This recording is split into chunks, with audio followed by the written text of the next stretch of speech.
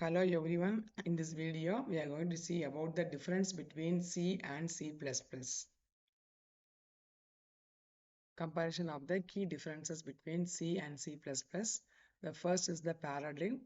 C is a procedural language which focuses on a sequence of steps or procedures to operate on data. So that is the normal thing the program work with. It starts with the first line and goes till the end of the program, and that is the concept of procedural programming language. It goes in sequence. C++ is a multi-paradigm language primarily supporting object-oriented programming in addition to procedural programming.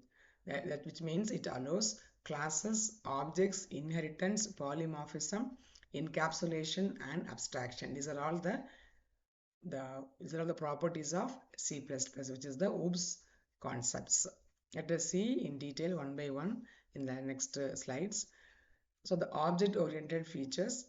C does not support object-oriented features, where C++ supports the object-oriented features. That means it will allow for better organization and modularity of the code through the classes and objects.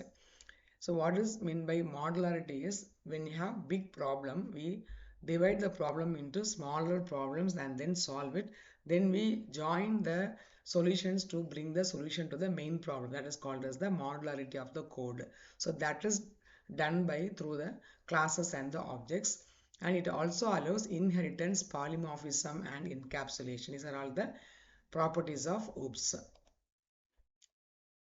Memory management.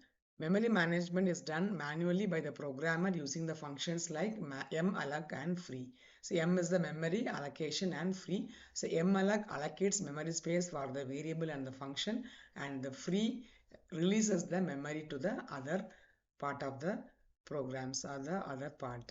Whereas C++, in addition to malloc and free, C++ introduced new and delete operators for memory management. These are more convenient and safer for managing dynamic memory allocation and deallocation. So as C is a subset of C++, beyond the library functions what the C language possesses, C++ allows more operations like new and delete, where new helps to create new objects and delete releases the memory places for the other objects. That is the memory management process. And there are also convenient and safer for managing dynamic memory allocation.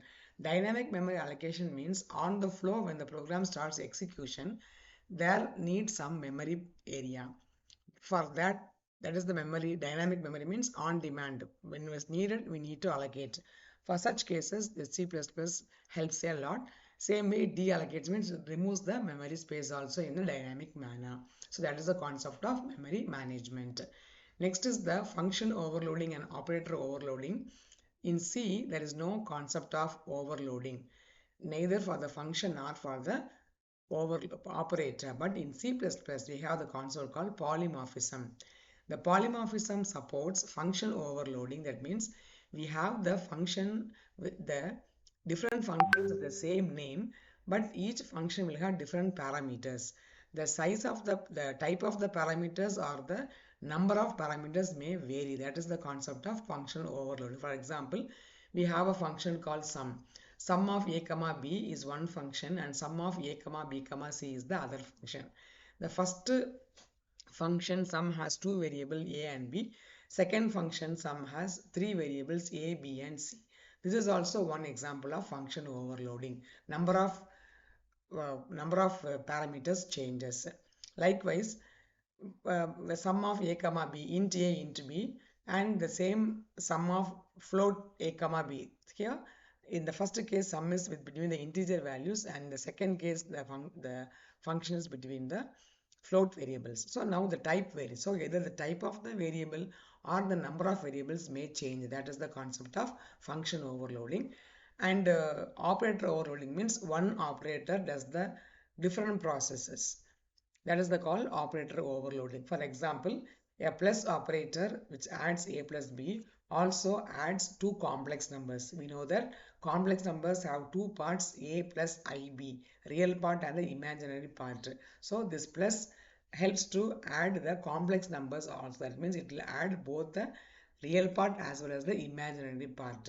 So the plus, which is a unary operator, now it is a plus is a binary operator, which is adding only two variables. Now it will add the more number of elements. That is the operator overloading. Next is the standard library. C has some standard library which has a collection of functions for input, output, memory management, and string handling. These are all the example. Print, you have seen printf, scanf, mlc, free, string copy. This is the copying function. This copies the string from one to the other. These are all the example, the built-in functions of C. In C++, it C++ includes all the functions in C, plus it also has more. That's why it is a C++. Okay, it has C standard library plus additional features such as STL, standard template library, which includes containers like vectors, list, map. That means here we have only arrays in the C language. Here we have more components like vectors. Vector is a one-dimensional array which have direction, and list are the combination of different types of variables, and map is the, again it is one more um, user defined one more secondary data type, and it and maps and algorithms that work on these containers.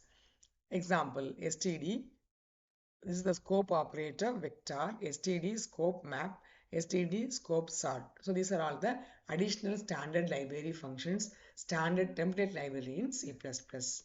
Next is about the namespace. C has no concept of namespaces, but in C++ we declare namespace. It supports the namespace to avoid name collisions. Name collisions means the variable will have same name, but it will be used in different places. For example, as a global or local.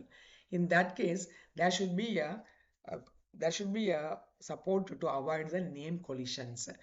That is the same name being called by mistake. That is the name collision, and this is especially useful for the large projects or libraries. When you have large projects, we have more variables, and in that cases, same name may be given to in different context. In that case, in order to avoid those collisions, namespace helps a lot. Next concept is about the inheritance. C has no support of inheritance. That means what is inheritance is we have the parent class and we can derive the subclasses. The subclass will have the property or the data of the parent class as well as its own property. That is called as the inheritance. There is no when this inheritance helps to reuse the code of the base class. So for these cases, there is no support in C, but in C++ we have the concept of inheritance. This inheritance allows creation of new classes based upon the existing ones, enabling code reuse and extension. That means, suppose we want the function of the parent for the child class also, we can reuse the same function and use it for the child class also. That is the enabling the code reuse, and also we can extend the class into many subclasses. That is inheritance. And next is the exception handling. C has no concept of exception handling. There is no built-in support, whereas C++ contains three things: try, catch, and throw are the keywords to handle the errors and exceptional cases more effectively. So this exception handling is nothing but the program goes into abnormal situation. When that happens, C++ has the capacity to handle this exception by using the try, catch, and throw keywords, and this will make the system not to hang for some time, but it will continue as such, nothing has happened, and it will throw the errors and show to the user what has happened. That is the concept of exception handling. And next is the data abstraction. Data structures like struct are used in, but there is no concept of hiding implementation details. C has the data structure like struct and union are there, but in the case of there is no concept of hiding the implementation means there is no abstraction. If you declare some data, we have to declare the function also. We cannot hide the implementation details. Implementation means how it is executed. But in the case of C++, we have the concept of data abstraction. That means it supports data abstraction through classes where the internal details can be hidden from the user who interacts with the public interface.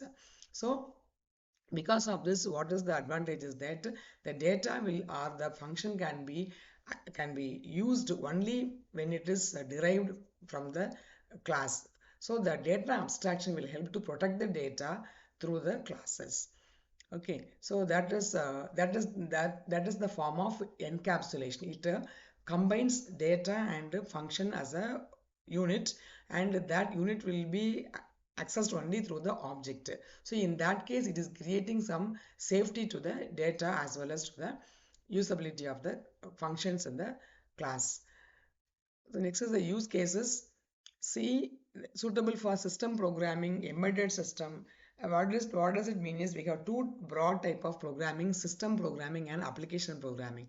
System programming are the one where the programming is done for the system, like the operating system, how to open, how to close the system, what are all the internal parts, how it is checking.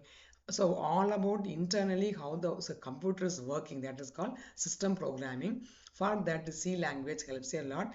Embedded system. What is embedded system is the code is embedded with the system itself. That means the code will work only for that particular purpose. For example, there is an embedded system which will work for you take example of the washing machine. Washing machine has the full control of how to get the water in, rinse it based upon the timer, wash it and dry it. So all functions are programmed and put it in a system that is called as an embedded system. And then hardware level programming means we need to program the chips, which is the inside the IC chips. So that integrated chips has to be programmed for some purpose inside the functioning of the system. For that, only C language helps. And also, wherever low level control is necessary, C program helps a lot. But in the case of C++, it only uses the software that requires the higher performance and the benefits of the OOPS. That means it is best used in the case of system or software development, game development, real-time applications, and applications using complex data structures. But C++ is not used in the low-level control system. That is the use case of the C and C++. And performance wise, generally faster. C is faster because it has only fewer abstractions. That means when the abstraction is less means the expression is also not needed much. So naturally, the C language has the capacity to touch the lower level components of the registers, capacitors, and chips. All the electronic components can be programmed by the low level language that is done by the C language, but it is faster actually.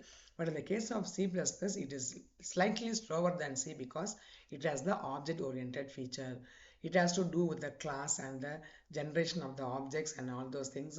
So for that cases, C++ comparatively is lower than C, but it is used in the object level concept where we need um, reusing of the code, organization, functioning of the organization and all will be done better by the C++ language. So finally, the summary is that C is suitable for hardware level programming, which is low level programming, and C++ is better for the um, software application level programming. Then backward compatibility, as it is very obvious that C is a subset of C++. Therefore, C is not backward compatible with the C++. That means we cannot use the C++ commands in C, but opposite is true. That means C++ is backward compatible with the C means all the C programs can be used inside the C++ compiler with the minimal changes. Like we know we use include stdio.h for C, whereas we use iostream.h for C++. Like with the minimal changes, we can run all the C program in C++ compiler, but the reverse is not possible.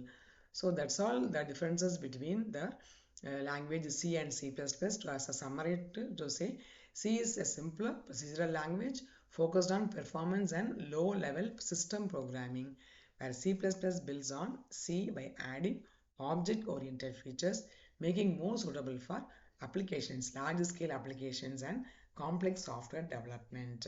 So C is suitable for hardware level, low level, and C++ is suitable for software level development. And both languages share many similarities, but C++ offers much more in terms of flexibility, features and abstraction, especially when it comes to the object-oriented programming. So that's all the differences between C and C++. Hope it is easy and simple to follow, and thanks for watching.